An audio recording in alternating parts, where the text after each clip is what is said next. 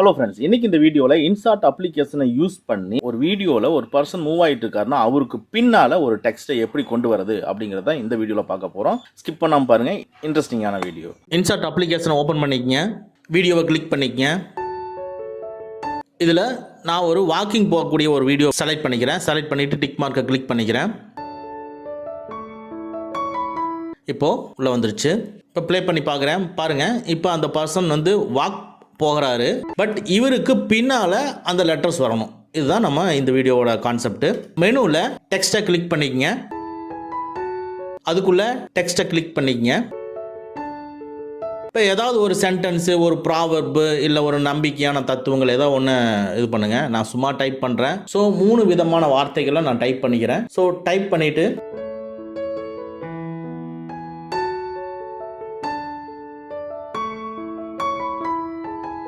Tick மார்க்கை click பண்ணிக்கிறேன். இப்போ 3மே வந்து நம்மளுக்கு உள்ளே அப்ளை ஆகிருக்கும். நம்ம கீழே பார்த்தா தெரியும். இப்போ நம்ம ப்ளே பண்ணி பார்க்குறோம். பாருங்கள், அந்த பர்சனோட முன்னால் நம்ம டைப் பண்ண வார்த்தைகள் வந்து டிஸ்பிளே ஆகுது.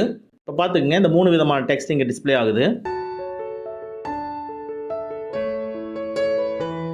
இப்போ இந்த டெக்ஸ்ட்டில் எடிட்டை கிளிக் பண்ணி அந்த ரவுண்ட் டாட் இருக்குது பார்த்தீங்களா, அதை கிளிக் பண்ணிங்கன்னா இந்த டெக்ஸ்ட்டோட அனிமேஷன் எஃபெக்ட் இது. நீங்கள் இதில் எந்த எஃபெக்ட் வேணுமோ நீங்கள் சூஸ் பண்ணிக்கிங்க. ஸோ நான் இந்த இதை செலக்ட் பண்ணிக்கிறேன். செலக்ட் பண்ணிட்டு டிக் பண்ணிக்கிறேன். இதுக்கு செலக்ட் ஆகிடுச்சு. அதே மாதிரி 3 வார்த்தைகளுக்கும் அதே மாதிரி எடிட்டை கிளிக் பண்ணி அந்த டாட்டை கிளிக் பண்ணி அந்த எஃபெக்டை செலக்ட் பண்ணிவிட்டு டிக் பண்ணிக்கிறேன். அதே மாதிரி 3க்கும் சேம் எஃபெக்டை கொடுத்துக்கிறேன்.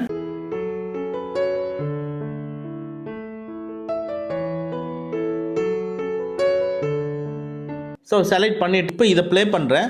பாருங்கள், நம்ம இப்போ டைப் பண்ண லெட்டர்ஸ் வந்து அந்த பர்சனுக்கு முன்னால் டிஸ்பிளே ஆகுது. ஸோ டிக் மார்க்கை கிளிக் பண்ணிக்கிறேன். கிளிக் பண்ணிவிட்டு மேலே எக்ஸ்போர்ட்டுங்கிறத கிளிக் பண்ணிவிட்டு இந்த MP4 ஃபைலை தனியாக செப்பரேட் பண்ணிக்கிறேன். பாருங்கள், MP4 கன்வெர்ட் ஆகுது. கன்வெர்ட் ஆயிடுச்சு. இப்போது சேம் இன்சார்ட் அப்ளிகேஷனுக்குள்ளே வீடியோவை கிளிக் பண்ணுறேன்.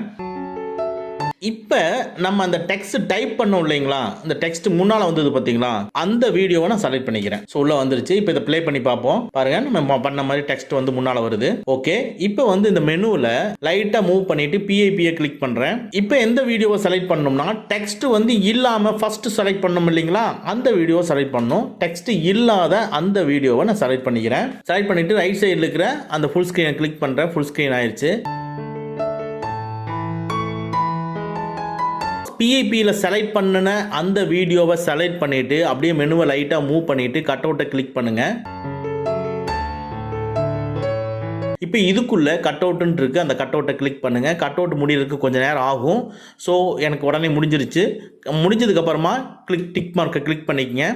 இப்போ இந்த வீடியோவை நீங்கள் ப்ளே பண்ணுங்கள். பாருங்கள், அந்த பர்சனுக்கு பின்னால் அந்த லெட்டர்ஸ் வருது.